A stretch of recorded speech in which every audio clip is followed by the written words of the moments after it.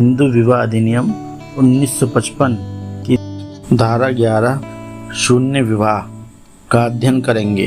धारा 11 विवाह की अक्रता की आज्ञप्ति एवं शून्य विवाह। हिंदू विवाह अधिनियम 1955 की धारा 11 में शून्य विवाह दिया गया है। धारा 11 की 3 परिस्थितियों में विवाह शून्य होता है। धारा 11 में विवाह का कोई भी पक्षकार विवाह को शून्य एवं अकृत घोषित करा सकता है। इस प्रकार यह कहा जा सकता है कि 3 परिस्थितियों में विवाह को शून्य घोषित कराया जा सकता है। इसी को यह भी कहा जाता है कि विवाह की अकृतता की आज्ञप्ति 3 परिस्थितियों में ली जा सकती है, जो इस प्रकार है। नंबर 1 बहुविवाह, नंबर 2 सपिंड से विवाह, नंबर 3 प्रतिष्ठित नातेदारी।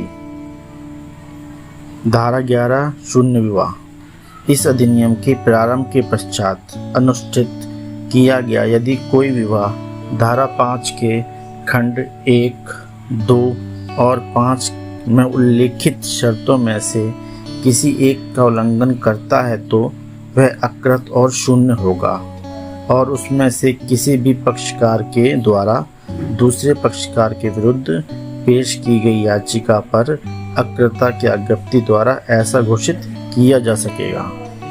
अब बहुविवाह को देख लेते हैं। हिंदू विवाह अधिनियम की धारा 5 की उपधारा 1 में यह प्रावधान किया गया है कि कोई हिंदू पुरुष या स्त्री अपने एक विवाह के बने रहने के दौरान दूसरा विवाह नहीं कर सकते, चाहे भारत में चाहे भारत से बाहर। यदि वह ऐसा करता या करती है तो दूसरा विवाह धारा 11 में शून्य हो जाएगा और ऐसे व्यक्ति को हिंदू विवाह अधिनियम की धारा 17 के अनुसार दंडित किया जाएगा, अर्थात उसे भारतीय दंड संहिता की धारा 494 या धारा 495 के अनुसार दंडित किया जाएगा, जिसमें उसे 7 साल या 10 साल तक का कारावास और जुर्माना भी हो सकता है। ऐसा विवाह किसी भी पक्षकार की याचिका पर शून्य एवं अकृत घोषित कर दिया जाएगा, अर्थात ऐसा विवाह प्रभावहीन होगा। ऐसे विवाह के बारे में नियम यह है कि ऐसा नियम प्रारंभतः शून्य होता है। इसके अंतर्गत आने वाले वादों को देख लेते हैं। लीला थॉमस बनाम यूनियन ऑफ इंडिया। इस मामले में पति का एक विवाह बना हुआ था, फिर भी एक दूसरा विवाह कर लिया और धारा 494 आईपीसी के अपराध से बचने के लिए मुस्लिम धर्म स्वीकार कर लिया, किंतु फिर भी उसे बहुविवाह के लिए दंडित किया गया। उच्च न्यायालय ने यह कहा कि यहाँ पर बहुविवाह का अपराध तो उसी समय पूर्ण हो गया था जब उसने दूसरा विवाह किया था। न्यायालय ने यह भी कहा कि धर्म परिवर्तन कर लेने से पहला विवाह अपने आप नहीं टूट जाता, बल्कि पीड़ित पक्षकार को विवाह विच्छेदित करने का अधिकार मिल जाता है। न्यायालय ने दूसरे विवाह को प्रारंभतः शून्य विवाह कहा और उसे बहुविवाह के लिए दंडित किया। अगला वाद है रमेश चंद्र राम प्रताप जी बनाम रामेश्वरी रमेश चंद्र। इस मामले में उच्चतम न्यायालय ने शून्य विवाह के संदर्भ में एक अत्यंत ही महत्वपूर्ण निर्णय दिया। उच्चतम न्यायालय ने यह कहा कि छुट्टम छुट्टा के आधार पर यदि विवाह के दोनों पक्षकार अलग होते हैं और पुनः विवाह करते हैं तो उन्हें भी बहुविवाह के लिए दंडित किया जा सकता है। ऐसा विवाह भी धारा 11 के अंतर्गत शून्य होगा। धारा 11 में आने वाले अन्य बात को देख लेते हैं। गुल्लई पिल्लई सावरिया राज बनाम बांद्र पावनी एरियस गुल्लई पिल्लई पावनी। इस मामले में उच्चतम न्यायालय ने यह निर्धारित किया कि यदि विवाह का एक पक्षकार हिंदू है और वह किसी अन्य धर्म को मानने वाले से विवाह रचाता है तो ऐसा विवाह प्रारंभतः शून्य होता है, क्योंकि हिंदू विवाह अधिनियम की उद्देशिका में यह बात निहित है कि यह अधिनियम 2 हिंदुओं के मध्य लागू होगा, न कि हिंदू एवं गैर हिंदू के मध्य लागू होगा। एक अगली बात पर नजर डाल लेते हैं। दलजीत कौर बनाम अमरजीत कौर। इस मामले में पत्नी जार थी, जिसके कारण वह एक पराये पुरुष के साथ जाकर पत्नी के रूप में रहने लगी। पति ने इसकी प्रतिक्रिया स्वरूप दूसरा विवाह कर लिया। न्यायालय ने पति को बहुविवाह का दोषी माना और कहा कि यह दूसरा विवाह धारा 11 के अंतर्गत शून्य है। सपिंड से विवाह। हिंदू विवाह अधिनियम की धारा 3 उपधारा F में यह कहा गया है कि माता से 3 पीढ़ी ऊपर और पिता से 5 पीढ़ी ऊपर की संतानें आपस में सपिंड हैं। धारा 5 की उपधारा 5 में कहा गया है कि 2 सपिंड आपस में विवाह नहीं कर सकते, अर्थात इसका विवाह वर्जित है। यदि 2 सपिंड आपस में विवाह कर ही लेते हैं तो ऐसा विवाह धारा 11 के अंतर्गत शून्य है और ऐसे में उन्हें चाहिए कि वे विवाह की अकृता की अज्ञप्ति ले लें। सपिंड से विवाह करने वाले लोगों को हिंदू विवाह अधिनियम की धारा 18 की धारा B के अंतर्गत दंडित किया जाएगा, जिसमें 1 माह का साधारण कारावास या 1000 रुपये तक का जुर्माना या दोनों हो सकता है।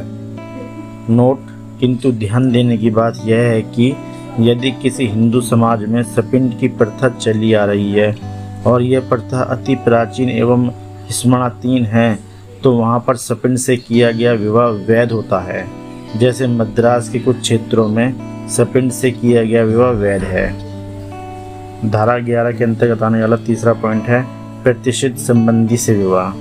हिंदू विवाह अधिनियम 1955 की धारा 3G में प्रतिष्ठित संबंधियों के बारे में बताया गया है।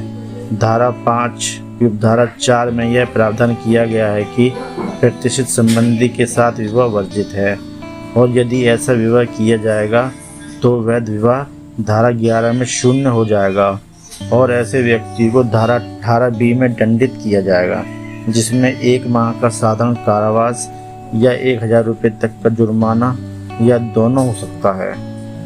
प्रतिष्ठित संबंधियों से विवाह होने पर कोई भी व्यक्ति विवाह की अकृता की डिग्री ले सकता है।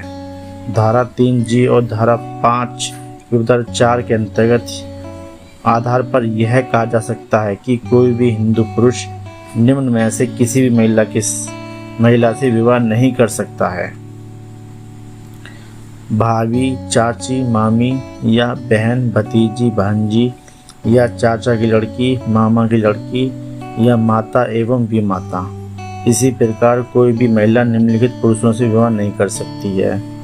भाई, चाचा, मामा या भतीजा, बहन का लड़का या ममेरा भाई, चचेरा भाई, फुफेरा भाई, मौसेरा भाई या पिता। ध्यान देने की बात यह है कि यदि किसी हिंदू समाज में प्रतिष्ठित संबंधियों से विवाह की प्रथा चली आ रही है जो स्मरणातीत से परे है तो वहाँ पर 2 प्रतिष्ठित संबंधियों का विवाह वैध होता है। दक्षिण भारत में कुछ क्षेत्रों में प्रथा के आधार पर भांजी एवं मामा की लड़की से किया गया विवाह वैध होता है। अगला प्रश्न ये बनता है कि शून्य विवाह घोषित करने हेतु आवेदन कौन कर सकता है। धारा 11 का अध्ययन करने के बाद प्रश्न यह उठता है कि किसी भी विवाह को न्यायालय से शून्य घोषित करवाने हेतु याचिका कौन प्रस्तुत कर सकता है।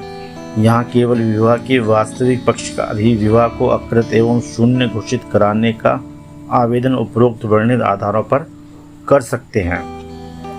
तृतीय पक्षकार, उदाहरण के लिए पहली पत्नी, ऐसा नहीं कर सकती। धारा 11 में प्रयुक्त उसके किसी पक्षकार शब्दों का अभिप्राय केवल 2 व्यक्तियों से हो सकता है, अर्थात विवाह के वास्तविक पक्षकार। इसलिए पहली पत्नी धारा 11 के अंतर्गत यह आवेदन नहीं कर सकती कि दूसरी पत्नी के विवाह को धारा 11 के अंतर्गत शून्य घोषित किया जाए।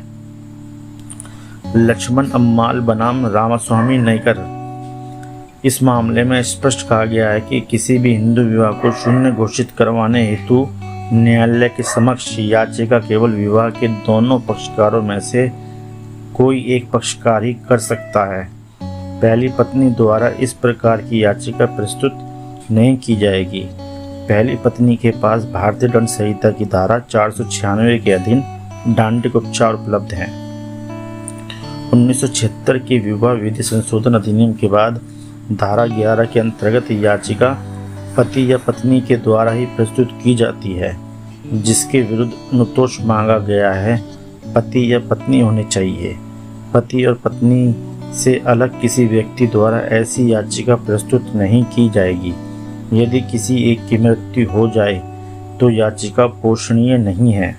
यदि याचिका के लंबित अवस्था में पति या पत्नी की मृत्यु हो जाए तो याचिका नहीं चल सकेगी। पत्नी की मृत्यु पर पुत्र को उसके स्थान पर पक्षकार बना